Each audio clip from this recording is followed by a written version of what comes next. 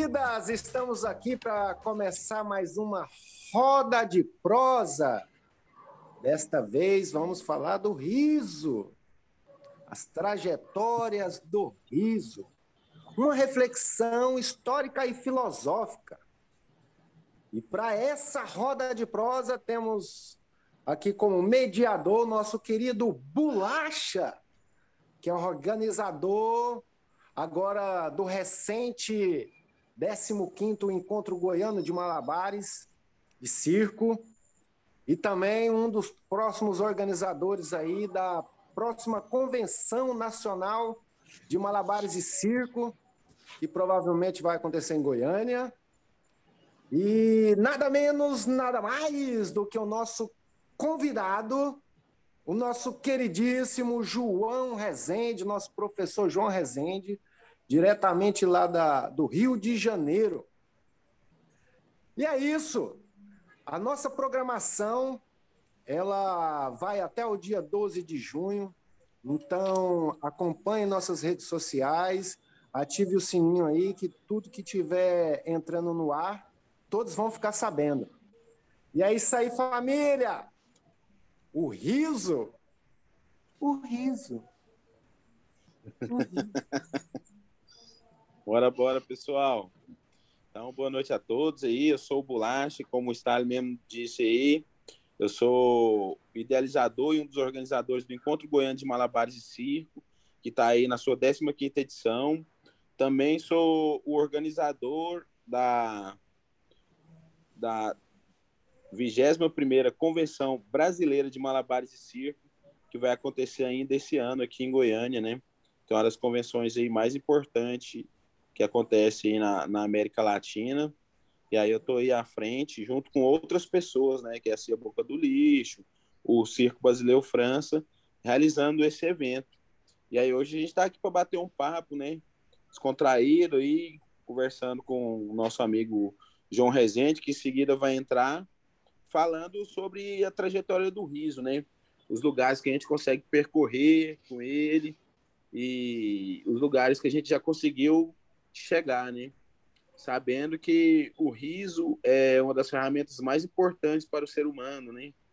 Ela transforma o nosso dia a dia e faz as coisas acontecerem, né? Porque com dente ou sem dente, o importante é ter o sorriso, né? Então, vamos lá, passar a fala agora para o nosso amigo João Rezende, que vai se apresentar. Peraí, eu vou acabar de me apresentar direito, né? Então, sou o Johnny Robson, mais conhecido por Bolacha. E aí, nesses 15 anos, eu venho realizando aí o Encontro Goiano de Malabares e Circo.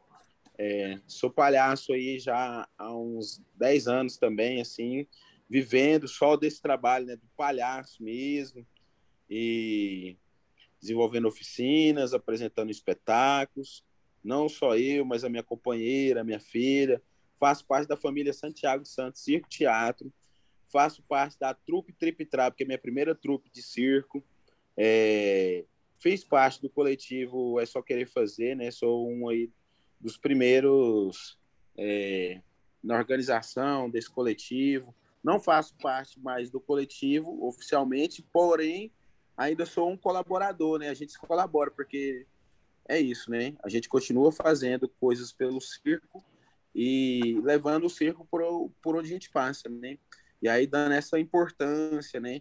A esse trabalho que é realizado aqui em Goiânia, em Goiás, né? Trazendo e fazendo a história dos novos saltimbancos, que somos nós, né? Os artistas de rua, trazendo as nossas trajetórias e fazendo o nosso viver, né, com o circo. E é isso. Agora eu passo a fala aqui para o meu amigo João Rezende, um amigo estimado aí que está falando aí diretamente do Rio de Janeiro. Agora é com você. Vai lá, João. Olá. Bom, primeiramente, né, boa noite. Boa noite aí a moçada que está com a gente, esparramada aí por esse mundão aí afora. Queria agradecer muito esse convite, agradecer aí as pessoas que estão envolvidas. A gente sabe que um evento desse não acontece assim, sem muitas mãos E são eventos que movidos pelo coração e a disposição da moçada que está envolvida. Então, isso é muito bom. Há 2 anos, né, que eu participei, 3 anos, foi lá no Juazeiro, a primeira vez que eu participei, a última, né, que teve.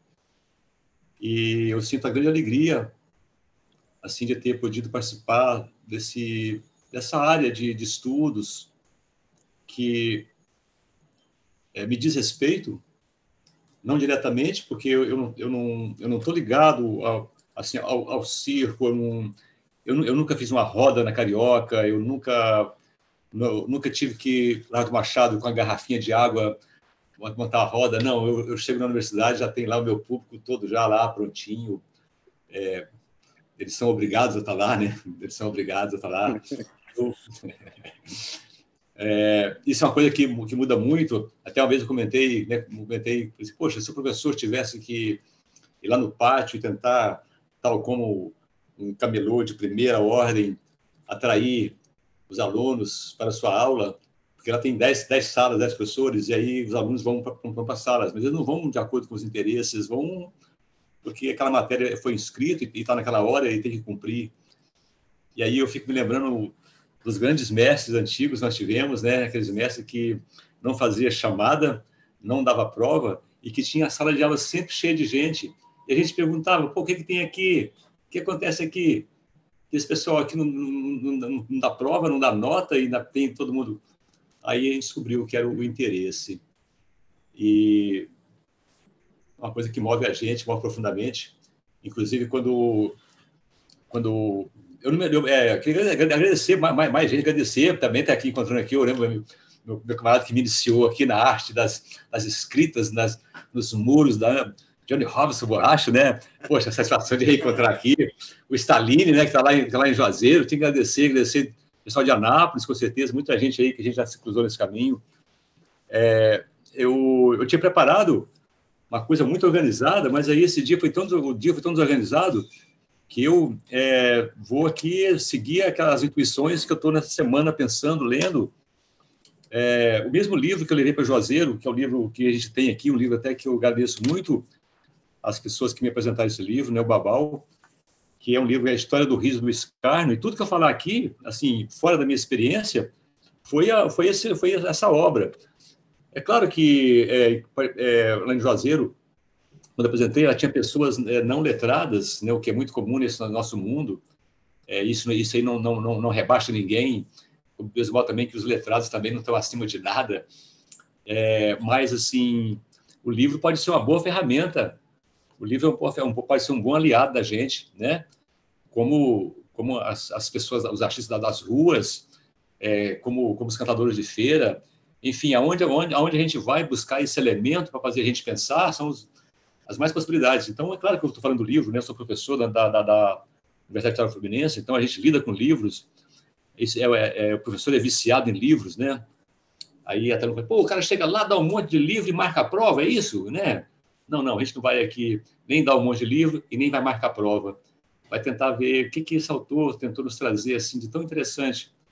A primeira surpresa que eu tive, assim, e aí já retomando já o encontro de Juazeiro, foi que eu não tinha noção de que o riso foi levado tão a sério ao longo da história. A gente, né, que eu por exemplo, né, na minha infância, eu não conhecia o circo, eu não conhecia o palhaço, eu não conhecia a palhaçaria. Na verdade, na minha casa, eu acho que assim, ria-se muito pouco. A gente não tinha, assim, tal como outras casas têm, toda tardinha, o pessoal reúne para contar história. Aí aparece lá aqueles contadores de história, com as histórias mais, né, Pedro Malas Artes, né, as histórias, né, sem pé e sem cabeça, mas que as crianças, né, adoram, e quando você vê, está dormindo e rindo. Enfim, a gente tem a oportunidade nessa vida, né, de encontrar essas coisas. E quando eu encontrei, me lembro, foi no Rio de Janeiro, quando a primeira vez assim que eu fui convidado a uma roda de palhaçaria, uma roda de arte, onde ali se apresentava coisas assim fortuitas, o mundo pegando fogo em volta e aqueles brincantes ali, criando quase que um mundo à parte. Eu confesso que eu fiquei muito, muito tocado por isso. E com o tempo, eu fiquei agora, eu mudei assim, a cena, ao invés de olhar para o palhaço, eu olhava também para quem estava assistindo e comecei a ver que tinha um riso muito profundo aqueles menininhos da Carioca, aqueles menininhos que ficavam lá, jogar lá, e que era quem ia fazer na roda e juntava o pessoal. E eu comecei a ver que a questão do riso, a questão dos diferentes risos. E quando esse livro apareceu na minha história de professor, eu comecei a ver assim, que na sala de aula a gente ri muito pouco, a aula é muito séria, os alunos não riem. E quando ri, é porque é de uma coisa assim, o professor foi no banheiro e voltou com a barriguilha aberta, aí todo mundo fica rindo dele, até que um levanta e fala, ei, professor, tal, tal. Ou seja, é o riso de escárnio, é o riso de rebaixamento, né? O riso... Bom, e é isso é uma das coisas interessantes que eu tive oportunidade, né? Esse livro do Jorge Minuart é um livro grande, pesado, olha o tamanho do livro, são 650 páginas. E, claro, ele começa na Grécia, né? Claro, e termina no capitalismo, não tem como, né? E é Ocidente. Se bem que ele fala também algumas referências a outros universos, mas ele está preso aqui não do Ocidente. E aí a coisa que mais, assim, ele abre o livro, uma passagem muito linda, né? Que é onde se tem, assim, ele fala aqui no mundo antigo, de um modo ou de outro, uma coisa não se pode negar, os deuses riam. E ele abre o livro dele, a primeira coisa aqui, é muito interessante, é pequenininho. Eu sei que a leitura, assim, não é muito boa, porque é difícil acompanhar. Inclusive, na faculdade, quando eu estudei, o pessoal comentava assim, ei, vai ter uma palestra hoje, vai. Aí você vai, não sei, eu vou, tá? E depois, você foi na palestra? Fui. E aí, foi boa? Foi boa, não. O professor leu. Leu? Tá, então não tem graça, não. Aí, e aí, a palestra? Não, foi. O cara foi lá e falou. Aí eu tive uma experiência também na França, na época, eu passei por lá, e aí uma coisa que lá eles falam assim, nenhum professor entra numa sala de aula para dar uma palestra sem levar um texto prontinho, ele vai lá ler o seu texto, e depois ele deixa o texto lá com as pessoas. Os franceses estão acostumados a isso. Eles sentam ali, tal, parece que eles têm um gravadorzinho no ouvido. Eu confesso que para mim também foi muito difícil isso, hoje eu já consigo ficar ali. Poxa, se os caras vão ler, para quem então falar? Depois ele me dá o texto, fala, eu quero ver ele falar. Pô, mas ele falou. Não, ele leu. Tá. Por isso é que eu sou muito assim, lutante também, em chegar assim, ler um texto. É claro que tem que ter uma preparação. Por exemplo, quando alguém vai para a rua fazer uma roda, com certeza, todo mundo tem a primeira roda. A primeira roda deve ser difícil, a primeira roda deve ser sim. Ninguém esquece a primeira roda, com certeza, como a primeira aula. Você chegar ali na Carioca e com aquela garrafinha, aí joga uns pinguinhos ali, não sabe se vai vir gente ou não, aí chegam uns 3 gatos pingados ali, fica te olhando assim desconfiado, e você tem que vender alguma coisa, você tem que falar, não pode ficar parado. É igual os alunos lá. O aluno chega na sala de aula, na sala de aula, eu estou lá, e aí eles não falam nada, e aí, ou seja, quem tem que falar? Eu que tenho que falar. Mas eu brinco, fica em silêncio um tempão para ver o que vai acontecer. Eles não falam. De máscara, então, você nem sabe, né? Com o celular do lado. Então, e é muito diferente de um espetáculo na rua, onde as pessoas estão ali, não porque são obrigadas a estar, elas estão ali porque, por algum motivo, eu, por exemplo, estava no Rio sem fazer nada, vou para Carioca, vou lá, vou ocupar um pouco tempo. Às vezes passava na Carioca e aí tinha uma roda ali do São Alexandre, aí tinha uma roda ali do pessoal da capoeira, aí tinha uma roda do Tigre, o Tigre fazia uma roda e fazia um sopão ao final de tarde. Bom, a Carioca, acabou a Carioca, né? As pessoas se conheceram lá da Carioca, ali era um corredor assim, de pessoas ligadas a essa arte do voluntário, que você fica ali porque você quer ficar, e no final, quando roda o chapéu, você deixa o seu trabalho ali porque você quer deixar. E isso aí foi muito diferente da experiência do teatro, que você paga o ingresso, entra, dá vontade de ir embora, mas aquela fila ali para sair, é muito complicado sair, você vai mexer com todo mundo e vai dar um problema danado. Não, você fica aí, dorme, sei lá, cochila, faz qualquer coisa, mas não sai não. Isso aí é muito interessante, porque, mesmo modo que tem um riso voluntário, também tem um riso compulsório. Do mesmo modo que você vai para um lugar voluntariamente, você também vai para um lugar compulsoriamente. E é claro que existem vários níveis dessa escolha livre de ir, como tem vários níveis dessa compulsoriedade das coisas. Então, isso é uma primeira coisa que eu vi, que eu achei que me marcou profundamente, foi o fato de existir uma ida voluntária, uma contribuição voluntária e uma saída voluntária. E isso é uma coisa que realmente que mostra que tem uma coisa que move ali, é uma vontade, um interesse, alguma coisa que está além de qualquer de qualquer contrato, de qualquer exigência que não seja uma força que faz com que eu fique ali e uma força que faz com que eu me retire dali. Ora, quando o autor começa aqui, olha, minha fala vai ser toda cortada, tá? Vocês me cortam aí, quem for, pode cortar, a hora que for. Uma palavra eu falo muito rápido. Tá tranquilo. Então, e a gente vai aqui. Eu queria aqui ver, assim, para quem for ter esse livro, do Georges Minois, em francês, né? Escreve Minois, em francês deve falar Minois, né? Georges. O livro é História do Riso e do Escárnio. Depois a gente pode direitinho, quando tiver, mandar para o estádio, para ficar à disposição para as pessoas letradas que tiverem vontade. É muito interessante. E assim ele começa o livro. Eu vou ler, são 5 linhas. Ele fala assim, é o capítulo 1º, e o título é bonito, porque é o riso inextinguível dos deuses. Então é como se os deuses nunca parassem de rir, tal como aquelas histórias de morreu de rir, não parou de rir, riu até morrer. Então tem essa coisa dos deuses, os deuses gregos, né, que tem o riso inextinguível. E aí ele começa, claro, né, na questão dos gregos arcaicos, né, que é onde tem Homero, né, com a sua obra famosa, né, a Odisseia e Ilíada, que ele vai fazer muito uso, mas ele começa assim, entre aspas, tendo rido Deus, nasceram os 7 deuses que governam o mundo. Quando ele gargalhou, fez-se a luz. Ele gargalhou pela 2ª vez, tudo era água. Na 3ª gargalhada, apareceu Hermes. Na 4ª, a geração. Na 5ª, o destino. Na 6ª, o tempo. Depois, pouco a pouco, antes do 7º riso, Deus inspira profundamente, mas ele ri tanto, mas tanto que chora, e de suas lágrimas nasce a alma. Ora, bonito, né? Bonito, bonito, forte. Forte. Assim se exprime o autor anônimo do papiro alquímico que data do século III a.C., chamado o Papiro de Leyde, L-E-I-Y-D-E. Bom, então, assim, a questão do riso da morte, né, foi interessante ali nesse texto, porque ele traz a questão da alma e da lágrima, ou seja, a lágrima e o riso coladinhos, né, coladinhos um no outro, né, ou seja, e a lágrima, né, o excesso de lágrima, né, vai fazer com que a alma apareça. Então, é um texto assim miraculoso, cheio de referências, né, muito bonito. O que assim, além de tudo, essas coisas que acontecem, o que mais me deixa assim pensativo é o fato de ali, né, o riso e a lágrima poderem estar de mãos dadas, caminharem de mãos dadas, porque um pouco depois esses 2 mundos vão se separar profundamente e o riso vai ser colocado em um certo lugar, né, e a lágrima no outro lugar.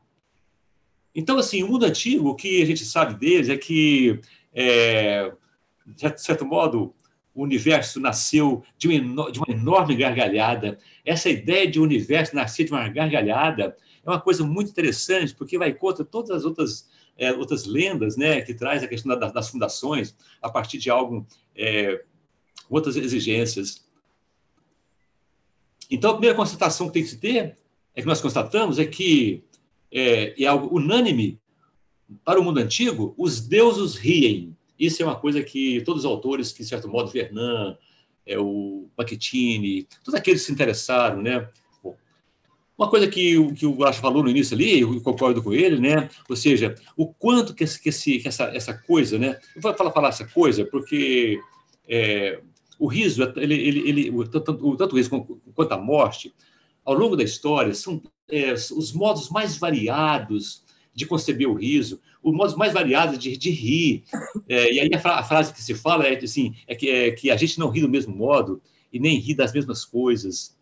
Ora, então isso aí assim, traz para a gente um problema, né? Ou seja, assim, de que ri os deuses, né? De que ri os homens, de que nós rimos hoje, né? Então, é uma questão interessante pensar, inclusive quando tem os autores que colocam essa mutação histórica em alguns lugares, né? O riso, né?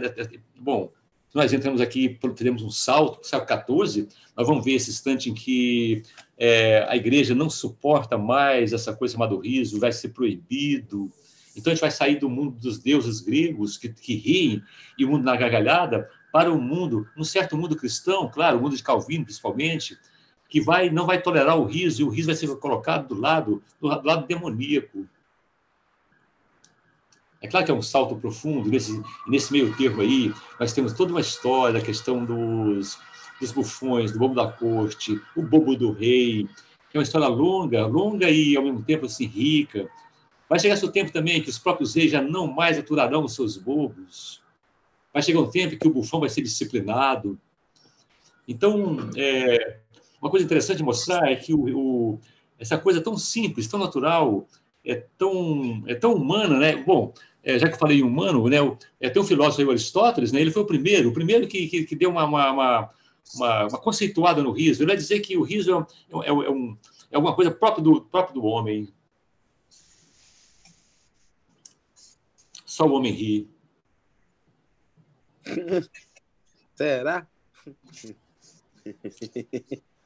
Isso é uma questão, porque hoje em dia, hoje eu já tenho estudo com os animais, você percebe, é claro, se a gente está ligado nessa questão né, né,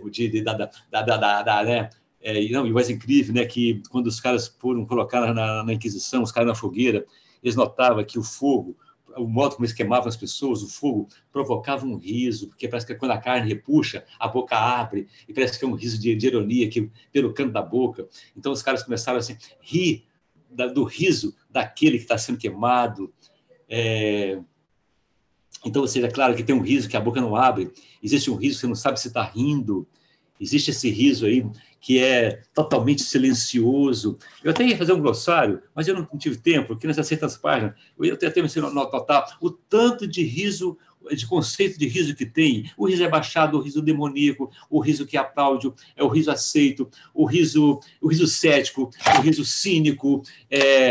Bom, e até aí nós vamos até dar um salto enorme, vamos chegar aqui no texto da Raquel de Queiroz, e um salto muito grande, porque ela vai pegar uma história bonita também, que é a questão da morte, a morte das crianças pequenas, numa certa região do Brasil, e ainda continua, e na história da Europa, toda a Idade Média, a concepção que se tinha para com essa criança pequena que morre, né, a questão do anjo. E a Raquel de Queiroz, num texto dela bonito, que é o enterro de anjo, ela diz que não se pode chorar no enterro de anjo. Então, do mesmo modo que, às vezes, o choro é proibido em algumas circunstâncias, o riso também vai ser proibido em algumas circunstâncias. Então, ou seja, o riso e a morte são dois fatores assim humanos, com certeza, mas, acima de tudo, são fatos assim que extrapolam a uma decisão humana, diz respeito à história, diz respeito à política, diz respeito a uma ética, ou seja, existe um mundo em volta. Quando a gente nasce em algum lugar, a gente já nasce onde se ri de algum modo e se ri de algumas coisas, então a gente já nasce já aprendendo a rir. E caiu, então eu vou rir do tombo dele. Então hoje parece que o nosso riso é só o riso do Sky. Quando alguém cai, a gente ri. Fora disso, não tem mais riso. O último capítulo desse livro é cruel, né? Onde vai dizer assim, a morte do riso. É claro que o riso não morreu, mas em termos de sociedade, em termos de uma subjetividade humana, em termos de uma cultura, não existe mais uma cultura do riso, pelo contrário, existe uma cultura de disciplinar o riso. Você quer rir? Então ri dessa maneira, e nesse lugar, e nesse tom, nessa potência. E é claro que o Braço colocou uma questão aí que o Babal me lembra muito, né? Que ele falava assim, do Rabelais, né? Eu posso perder meus dentes, mas jamais deixo de rir. E hoje a questão do riso tem a ver com a questão da odontologia. Quem está se dando bem são os dentistas, estão se dando bem, porque a pré-condição para se rir é ter uns dentes perfeitos, bonitos e tal, e etc. E é claro que é ridículo isso, mas como que isso pega? Porque as crianças que, porventura, alguém que não tem dente, vai rir, vai colocar a mão aqui, porque já tem toda uma lei que fala que você não pode rir com essa sua boca. Então, na verdade, no nosso mundo moderno, não é o riso que vem primeiro vem os dentes. Hoje em dia, ninguém mais nem ouve o riso está lá atrás, se você riu, não, outras coisas. Nossa, você viu o riso dele? Vi, que dentes lindos, sim. Então, Ele usa lente no dente. Usa lente no dente. O ouvido está em outro lugar, né? Bom, essa entradinha assim, aqui, assim, rápida, é por aí que a gente vai. Tem muita coisa. Se tiver alguém aí querendo já colocar alguma coisinha e tal, a gente já pode... Então, João, eu gostaria de falar aqui sobre, por exemplo, o Babal, ele tem um lance muito interessante, que ele ele fala do riso do palhaço com a gente, né? Falando assim, né? Porque as pessoas estão muito habituadas a um riso onde você está ferindo o próximo, aonde você está atingindo um lugar, tipo, você está rebaixando o próximo, né? E é muito interessante quando ele vem com esse discurso, porque em um tempo, né? Por exemplo, aí no Ceará, lá no Ceará tem um riso que ele é muito ali do preconceito mesmo, né? Do machismo, homofóbico. Ele tem um peso muito grande, né? E aí, quando ele consegue provocar um riso através da poesia, né? Não só o riso, mas o choro também, é muito bonito, né? Sem falar nenhum palavrão. Isso é muito interessante, né? Esse lugar que ele conseguiu construir e que hoje outras pessoas também conseguem trazer um humor que é sem tirar o sarro do outro, né? Tipo, é uma brincadeira no qual o outro é convidado a participar e todo mundo ri junto. Não tem aquela coisa, por exemplo, você pega uma pessoa e vai tirar uma onda com ela, né? E isso é uma parada muito interessante, né? Para acontecer nos dias de hoje.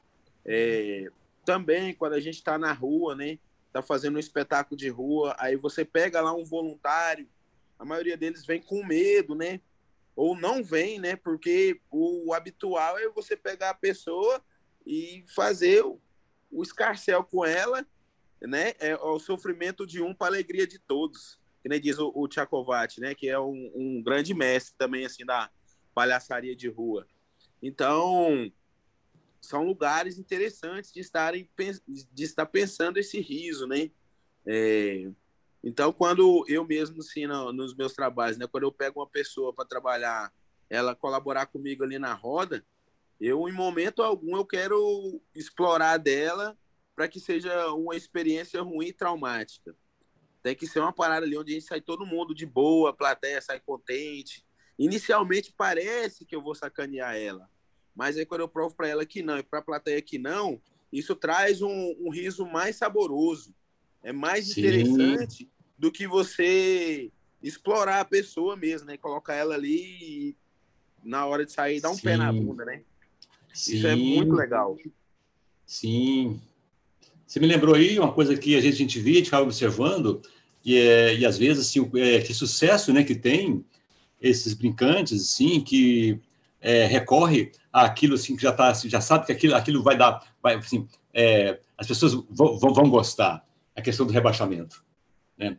Hoje nós temos um riso fácil para colocar uma figura, porque algum motivo é diferente daquela cena do menino corajoso. Eu quero um menino corajoso, bem corajoso. E realmente, assim, às vezes, aquele na escola, aquele mais corajoso ele vem e ele vai sentir ali uma coisa interessante, né? Que é diferente frente aos outros. Corajoso, então bebe esse líquido aqui, depois vai aparecer, né, o cadorzinho da vovó, o piniquinho, e papai, e a técnica. Aí, exatamente. Então, aquilo ali é incrível, essa passada do menino que é corajoso, que passa por um vexame, em seguida ele vai entrar na turma e vai ser acolhido. Ou seja, eu ficava muito preocupado justamente com isso aí, sabia assim, se não ia deixar algum sentimento ruim nessa pessoa que foi colocada ali, naquele momento, escolhida, e não foi por acaso, porque às vezes você já sabe, já mais ou menos assim, você pode armar a questão de vem ajudar aqui a montar essa cena, aí você pega dois lá e o palhaço não fica em pé e vai caindo e tudo mais e tal, tudo bem.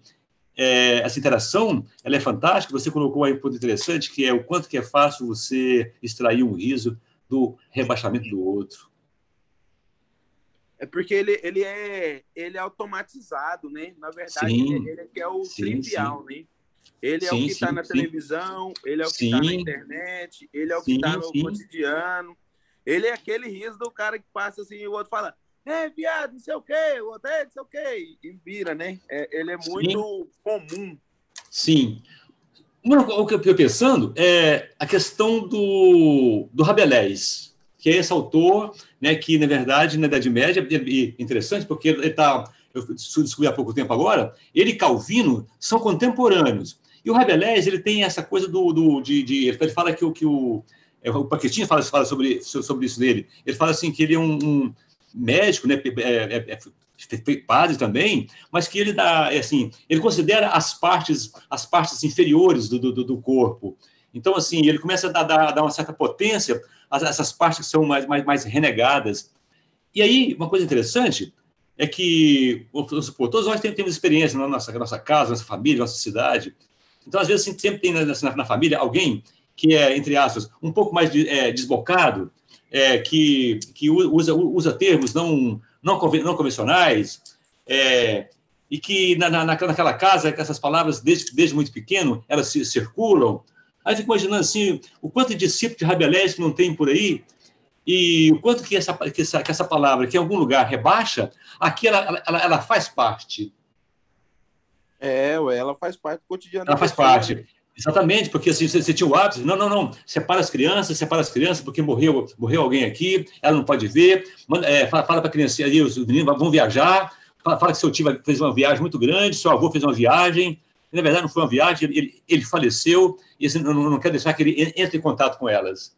Do mesmo modo, a questão do palavrão, que tinha palavrão entre aspas, as palavras que dizem aqui do nosso corpo, as nossas inclusive tem uma coisa interessante aqui que eu separei, é que ele fala assim que as coisas mais nobres, né, do homem, na verdade está ligado às coisas mais baixas. Olha aqui, Rabelais lembrando, sim, é preciso lembrar, pelo riso, de que as condutas sublimes enraizam-se na matéria e no instinto que partilhamos com as bestas.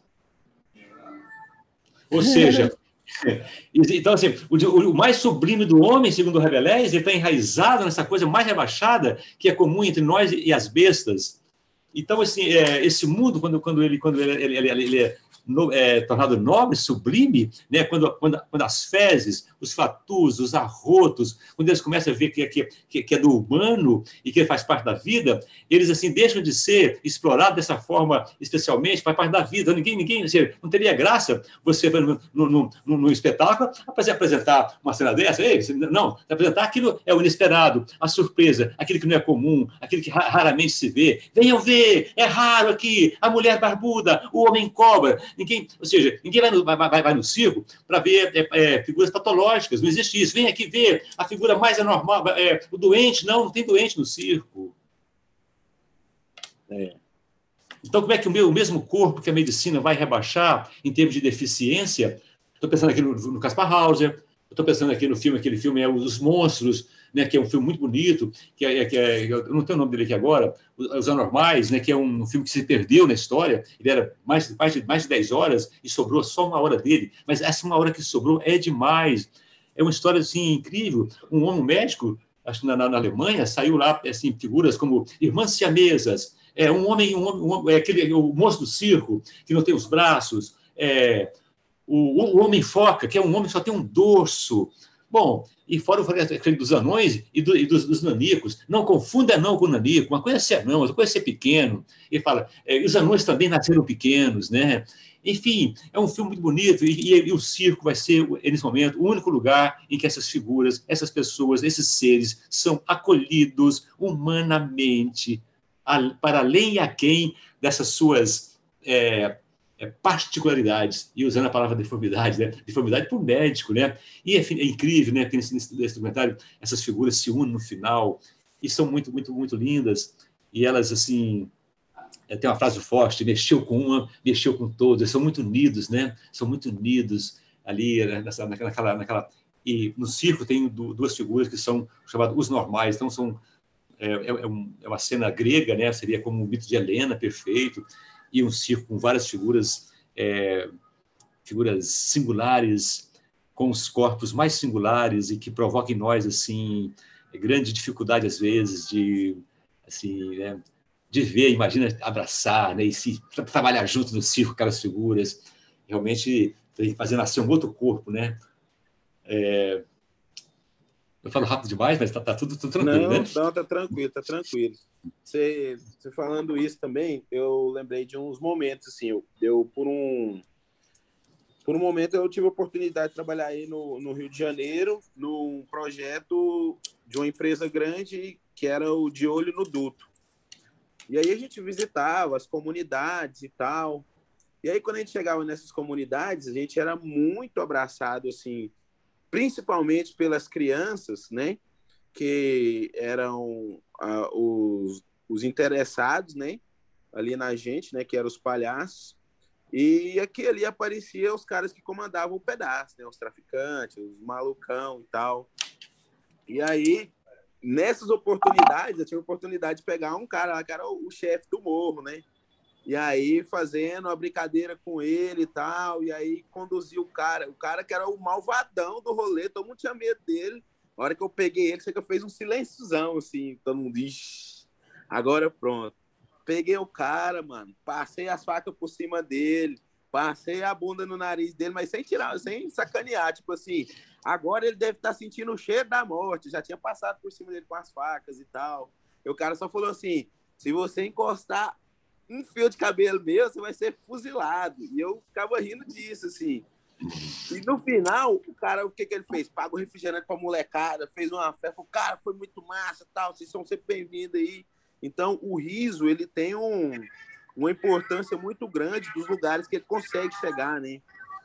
As formas que ele consegue atingir. Tanto de ir nesse circo aí do grotesco e tal, como ir numa zona de conflito muito alta, né?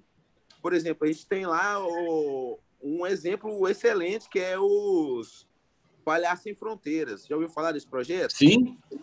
E a galera Sim. vai lá nas zonas de guerra mesmo, Sim. onde o trem tá sangue, todo mundo trauma. Tipo assim, com apenas uma mexidinha no dedo, num buraco de um muro, os caras conseguem arrancar um riso da criançada e transformar aquela realidade de guerra, aquele sofrimento todo, pelo menos por alguns momentos, né? Nós temos aí o exemplo aí do Doutores da Alegria, né? Que tem gente Sim. lá em fase terminal e aí Sim. consegue ter o riso, né? Naquele momento ali. Sim. O riso é muito importante, né? Nesses lugares, assim, né? Ele consegue ir tanto no riso mesmo, quanto na lágrima, né? Você tá ali fazendo um festival, aí a pessoa chora e fala, puxa, muitos anos eu não vejo um circo aqui perto de mim, eu tenho infância e tal, eu vi um circo uma vez, ou não, ou também tem as particularidades, né? Que tem aquelas pessoas que morrem de medo de palhaço, né? Sim, sim. Com a doença, assim, que a pessoa tem um trauma, e aquilo lá é muito louco. Uma vez eu tive que lidar, assim, né, com esse tipo de situação, e foi muito complexo para mim, porque foi a primeira vez que eu vi uma pessoa que realmente tinha medo de palhaço.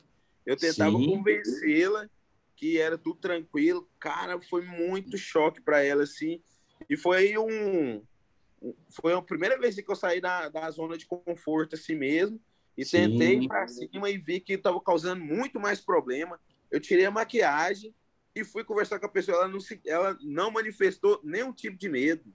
E foi muito doido, assim, eu trocando ideia, né? E aí, é isso, né? Dá esses lugares, né? Sim, sim, importante. Você me lembrou aí umas passagens que tem nesse livro do Jorge Menoir, em que ele fala assim desses homens, né, que assim que a questão da bufonaria, né, que são os bufões, e que a importância deles para mostrar a questão do outro lado do mundo, para mostrar o avesso, né? Claro que isso aí vai desbocar na questão do carnaval, mas uma coisa são 4 dias só que você pode fazer isso, outra coisa é uma vida toda que está dado, a cada instante você poder reverter e mostrar o avesso. Então, acho que o riso tem essa capacidade de mostrar o outro lado, esse lado que a gente não vê muito, esse lado aí que está desperto, ou seja, vai mostrar no hospital, naquele ser que está morrendo, uma alegria tremenda, uma vida que está ali pulsando por trás daquela morte. Isso é muito forte, é muito bonito, é muito incrível, porque são duas coisas tão assim, parece assim, tão contraditórias, parece que uma está cá, outra está do lado, mas, na verdade, não são assim, elas estão muito juntas, né? Daí entrelaçadas, assim, parece que é a mesma força, né, que move uma, move a outra. E como que em alguns territórios, isso aí você colocou, uma coisa interessante, né? Os reis, não, aquele tirano, ninguém briga com ele, mas o bufão chegava ali e falava as piores coisas para ele, e ele não assim, tinha que ouvir aquilo. O Buffon dizia para esse homem poderoso o lado que ele não podia ver, que ele não estava querendo ver. Você mostrou para o traficante aquilo que nunca ninguém mostrou para ele, que foi ele ficar deitado e um corpo passar a bunda em cima dele. Então, ou seja, ali foi o reverso do mundo, foi o avesso do mundo. Então, o riso e fazendo de uma forma que ele não se sentiu ofendido com aquilo. Sim, sim, porque teve reis que se sentiram ofendidos e mandou degolar o Buffon na hora.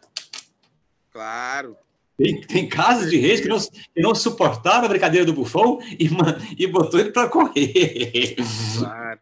Ei, João, agora é o momento da gente abrir para a fala aí para os participantes. Pô, bom demais. Aí, tal, poxa, bom demais. Pô, espera aí que o pessoal tenha... Espero que o pessoal tenha conseguido acompanhar essa fala doida. Nossa... Alguém? Não sei por onde é que vai chamar, se é pelo chat, se é aqui na imagem. Ó, tem Bárbara falando, Alessandra. Estou falando, está aparecendo aqui o nome dele. Aline, um monte de gente aí participando aí.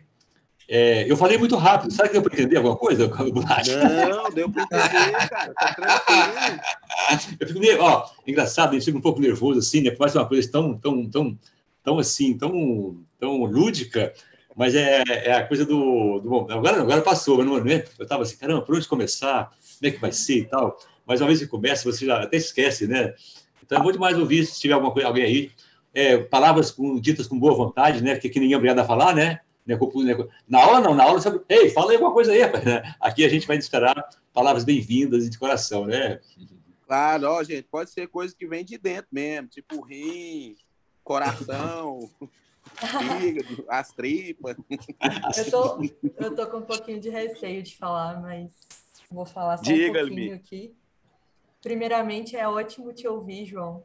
Eu te conheci lá em Juazeiro, em 2018. Eu estava te reconhecendo. Eu fico encantada em te ouvir.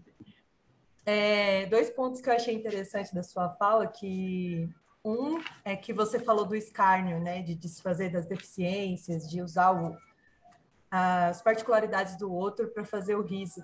E aí só me veio uma lembrança que aconteceu uma polêmica recentemente, que foi no Oscar, né, na cerimônia do Oscar, que usaram da particularidade de uma pessoa e ela se sentiu ofendida e partiu para agressão, para defesa, né? Eu me lembrei disso, de tipo do desconforto que você pode gerar na pessoa, e isso é muito triste. E que bom que está sendo discutido e repensado, né? Essa Sim. forma de fazer humor. Sim. E você mencionou, existe uma cultura de disciplinar o riso. Sim. E isso me marcou muito, porque na infância eu fui muito repreendida por rir alto. E aí chegou um patamar de que eu engolia o riso e eu já não conseguia rir com naturalidade. Então, a boa parte da minha adolescência até a vida adulta, eu não conseguia rir com naturalidade. Parecia uma risada forçada, parecia uma risada... Não parecia uma risada. E ela foi se soltando aos poucos, mas isso me traumatizou muito, a repreensão do jeito que eu ria quando era criança.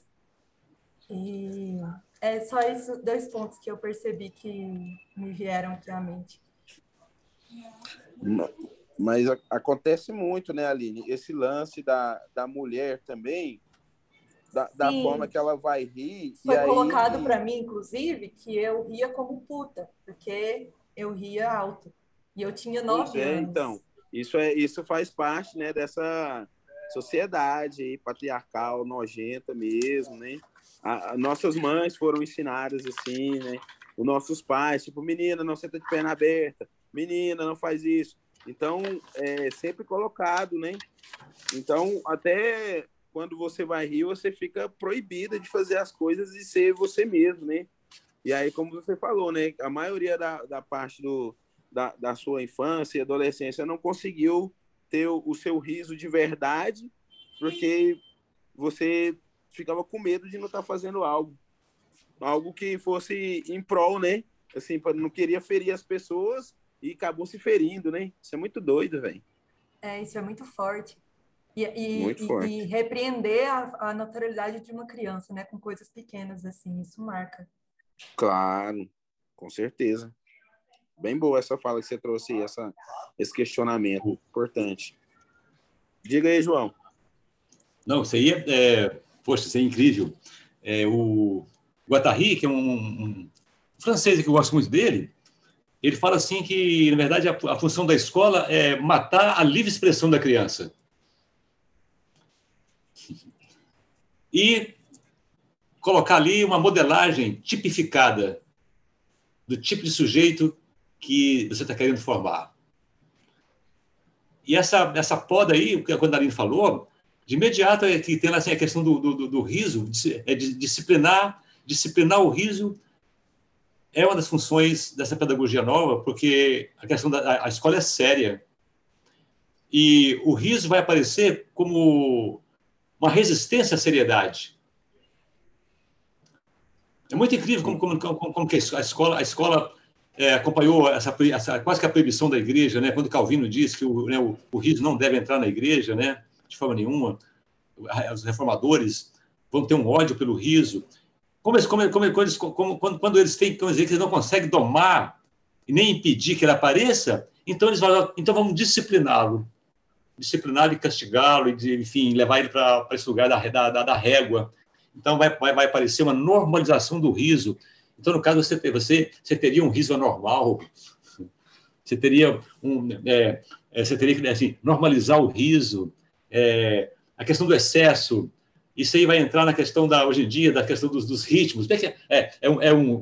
Um riso muito ativo, hiperativo, né? Mas existe uma hiperativo. Não, você ri muito, não ri menos, você ri muito alto, não ri mais baixo, você ri muito espontaneamente, você ri de tudo. Você ri de tudo. Tudo é questionado, né? O tempo inteiro, né? Não, o tempo inteiro. E o mais interessante é que, mesmo a partir de todas essas disciplinas que acontecem, existe um lugar que o riso foge, né? Em algum lugar que ele não se deixa domar completamente, mas você produz tristeza, você produz muito trauma. Essa palavra é forte, mas assim, é claro, você falou do palhaço. Eu já conheci uma pessoa também, eu convidei ela para assistir um espetáculo. Ela falou, não, eu tenho pavor de palhaço. Eu falei, pô, mas não, você não quis nem ir. Então, você fica pensando... da onde é que vem, né? Assim, que experiências são essas, né? Já que ninguém nasce com trauma de alguma coisa, isso dá nos encontros, né? E esses encontros, com certeza, de algum modo, marcam uns mais fortes do que outros, e marca de modo indelével, ao ponto de você se afastar de qualquer possibilidade de ter contato novamente. Claro que, pô, que bom, Aline, que você conseguiu realmente assim só, né, fingir um pouquinho ali, estou com o seu sorriso, né? Ele pode estar mais silencioso, mas assim. Eu ainda nem sei se eu cheguei lá. Às vezes eu me pego vigiando. Sim, não. Eu ri de verdade. Como que foi minha risada? Eu fico vigiando minha risada. Ainda não cheguei mas nela. assim, só de ter consciência de que ela está ali já é bom demais. Ela pode, qualquer hora, né? Qualquer hora ela pode irromper, e é muito lindo. A questão isso aí é uma questão da temperança, né, pessoal? Os gregos têm essa coisa do Dionísio, né? A questão do excesso. Como é que o excesso ali é abraçado, né? Como é que o excesso ali é o que marca a positividade, né? Embriagar em excesso, né? Colher em excesso, alimentar em excesso, né? Tudo em excesso. E a questão do excesso é justamente aquilo que o nosso mundo não suporta, porque é o mundo da falta, né? Então ele tem que trabalhar com a falta e não com o excesso. Então a gente aqui tem que regular pela falta. Muito bom demais. A questão da disciplina do riso, Michel Foucault, ele vai trabalhar com isso aí de um modo muito sutil, mostrando o riso como um dispositivo. O riso como um dispositivo porque, em algum lugar, pede que se ri, em outro lugar, impede que se ri, em outro lugar, modula-se o riso. Então, ele pensa, poxa, então você não pode perguntar mais o que é o riso. Quando eu pergunto o que é o riso, eu vou pela biologia, eu vou pela medicina, eu vou pela psicologia, ou eu vou para algum saber que vai tentar extrair uma substância. Mas ele, enquanto dispositivo, ele não tem nada interior dele, é na relação que ele se constitui. Encontrou o palhaço, nasceu aqui. Encontrou o médico aqui. Encontrou o juiz, nasceu isso aqui. Ou seja, não tem mais um riso fora de uma relação. Michel Foucault, esse ponto é legal. Não, o riso é um dispositivo. Tanto ele pode servir para humilhar, quanto para enaltecer, quanto pode ser para rebaixamento, quanto pode ser o riso irônico, o riso cético, o riso de humilhação. Enfim, a grande questão é que eles dizem que Jesus não riu. E o fato de Jesus não ter rido deu para o cristianismo uma arma muito potente, que é, se o Jesus não riu, nós também não vamos rir. E aí, né? o Ocidente traz uma marca muito forte. Bom, todos os quadros que pintaram, né, de Jesus, realmente, né? Mas até dele não era homem.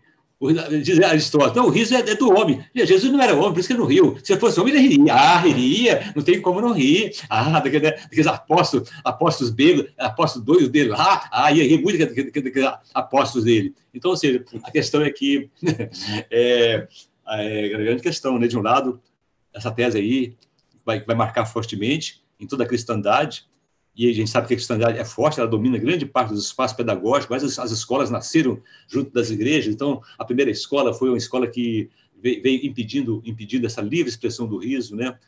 Bom... Mas teve um deles... tem um adendo aí que é interessante. O Dom Bosco. Dom Bosco, ele conquistava as crianças pelo riso também, né? Sim.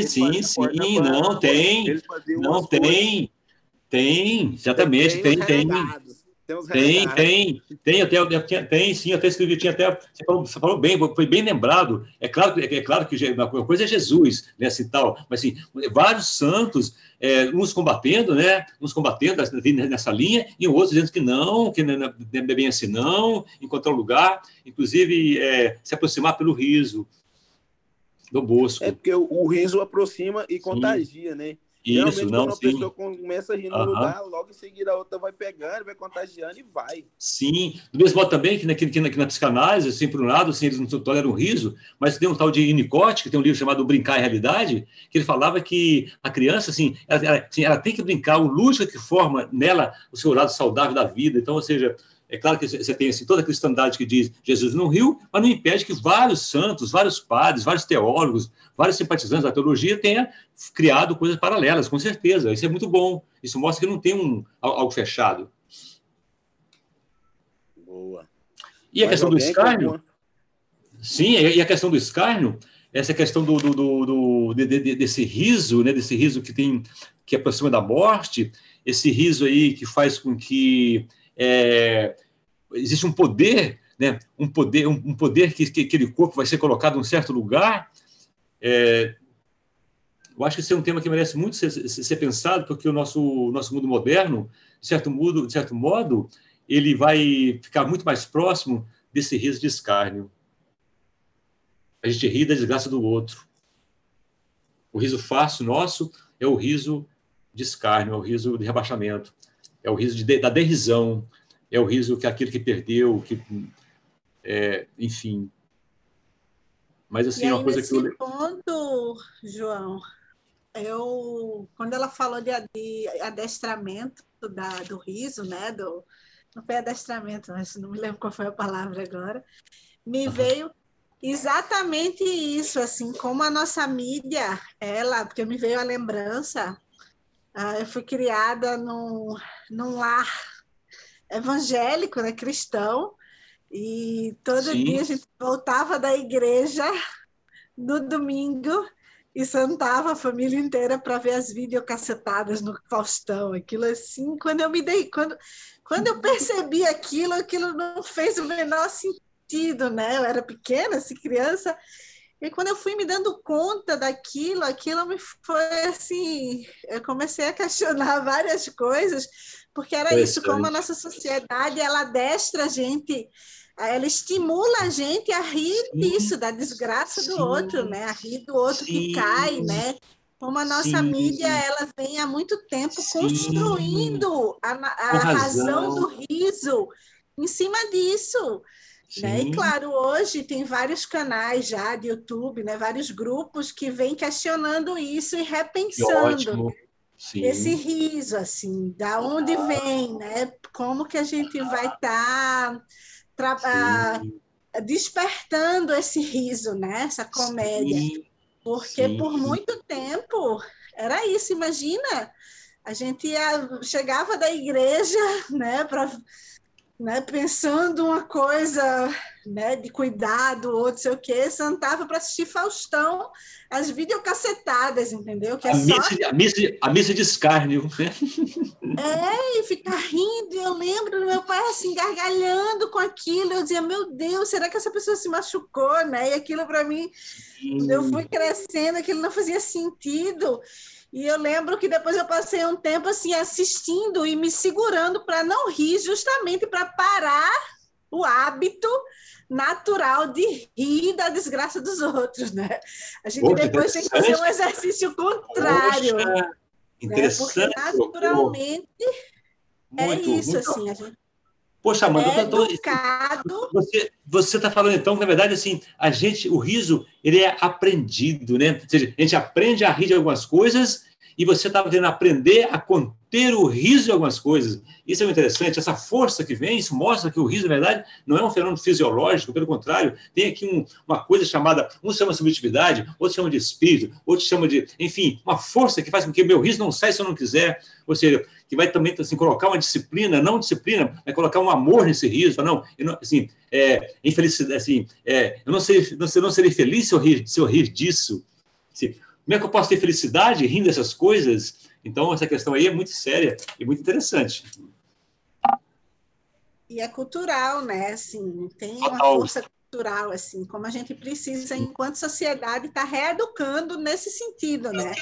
De ir refletindo, questionando e parando saindo da zona de conforto de achar graça na desgraça do outro, né? E aprendendo, assim, quase que aprendendo novamente a funcionar essa coisa chamada, essa musculatura, que são 150, não sei quantos músculos, né? E que tem espontâneo, mas também tem o aprendido, né?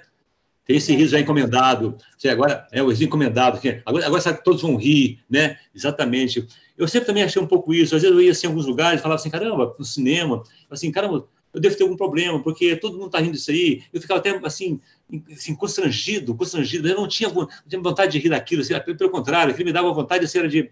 É muito incrível isso. Isso mostra que existe alguma coisa assim de singular nos corpos, nas almas, e que elas vão sentir a diferença da sociedade, vão poder fazer essa medida, né? E muito interessante a sua experiência na sua casa, com seus pais, né? Tanto Depois, que né?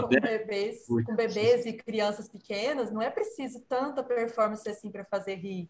Criança ri com pouca coisa, com uma careta, com um barulho. E eu vejo que Nossa, essa questão do aprendido excelente. na escola. Talvez as pessoas fazendo escárnio de alguém, você se incomoda, mas você vai rir para se sentir parte daquilo, da comunidade. Sim, Para sim, sim, fazer sim, isso parte aí, disso, você acaba exatamente. rindo de algo que você nem...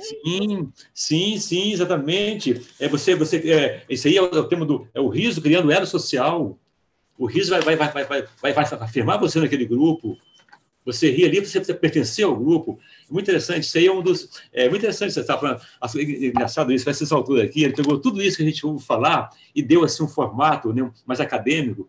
Tudo isso que a Amanda colocou, você colocou, de certo modo, são temáticas que o Minuar vai colocar. Um desses temas aí é esse, o riso, que permite fazer com que o indivíduo seja aceito no grupo. Um riso de afirmação. Você está rindo, você acha graça? Não, mas é para ficar no grupo, tem que rir, né? Inclusive, eu já fui motivo de riso e já me ensinaram na adolescência que, para não rirem de mim, eu tinha que rir com os outros. Sim, Aí já exatamente. fui aprendendo a fazer piada comigo Sim, mesma para evitar de ser o alvo. sim, exatamente. Muito interessante. Poxa, muito legal, muito bom. Não, assim, não legal assim, você ter que Não, eu rir, tal. entendi Não, a isso. colocação, né? A Que eu questão aprendi. assim, não, de como que você estava assim, conhecendo isso, encontrando as suas armas para lutar contra isso, porque sabia que tinha alguma coisa ali e tal, ao mesmo tempo, assim, isso aí virou memória de riso, né? Memória para rir, né? É claro que tem dores também, com E é certeza, né? interessante também que o riso não necessariamente está vinculado à alegria, né? Não, exatamente. A questão do desconforto, nossa, isso aí é incrível. Tem riso, na verdade, que não tem nada a ver com alegria. É assim, pelo contrário, o riso ali é para marcar uma posição, para mostrar um valor naquele lugar, não necessariamente valor de alegria. Caramba. O riso é coisa séria mesmo. Muito, muito, muito, muito. E os tiranos, os ditadores, né? Eles sabem muito bem disso, né? Porque a primeira coisa que eles fazem é impedir tudo que faça rir.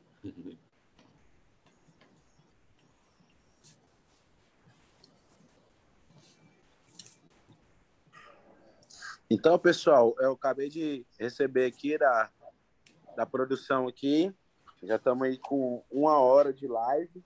E aí, vamos ir já para os finalmente, né? Em primeiro lugar aqui também, antes dos finalmente, eu gostaria muito de agradecer aí, ó, a presença do João. Muito massa, João, te ouvir, assim. Você é um grande mestre para nós aí.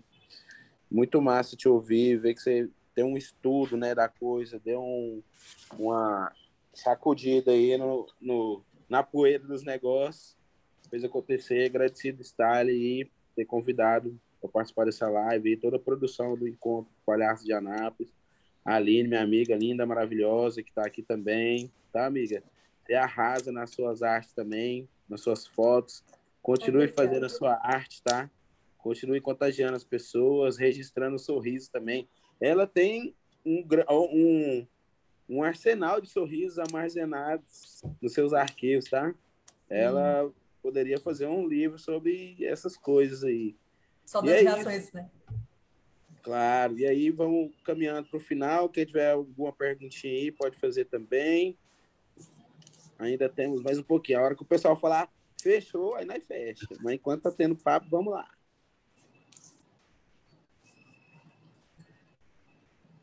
Alguém?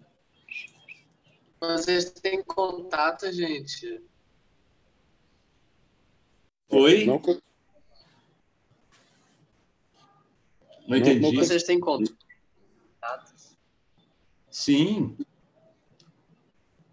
Sim, temos contatos. Eu tenho contato, o Stalin tem tudo meu, Facinte, todos os meus contatos, e-mail, o Zap, endereço na Cobanca aqui, Jacarepaguá, tranquilo. Esses textos, depois quiser trocar textos, quiser, às vezes os textos em Goiás, é claro que hoje em dia, né, virtualmente, os textos estão tudo disponíveis, mas assim, às vezes alguns não.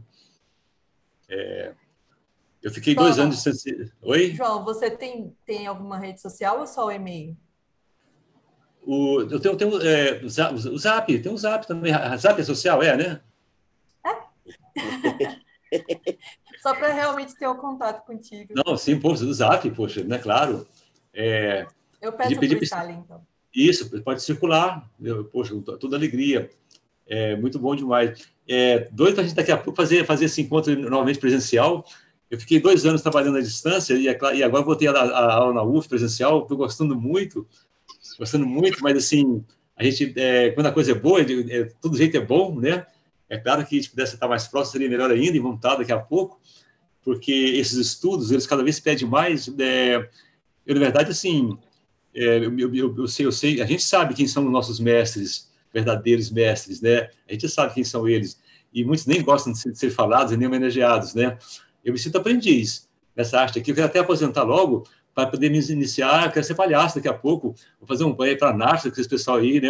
Fazer um curso aí, né?